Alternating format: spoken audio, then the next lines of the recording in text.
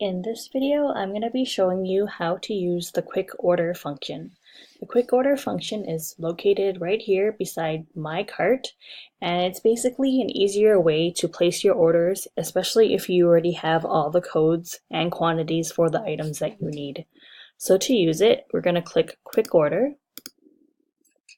So you have to know the product code and the quantity of the items that you want.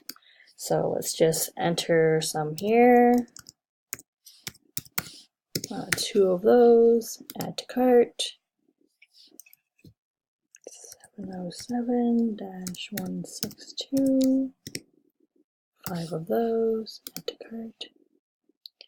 This will basically make ordering a lot easier and a lot quicker, especially if you know what you're getting already.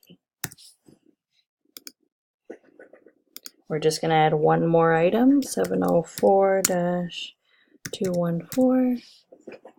Let's do 5 of those and then click add to cart.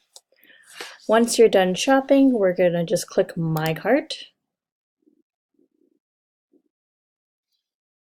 Close that and make sure all the quantities are correct, and then click proceed to checkout and basically follow the instructions to complete your order.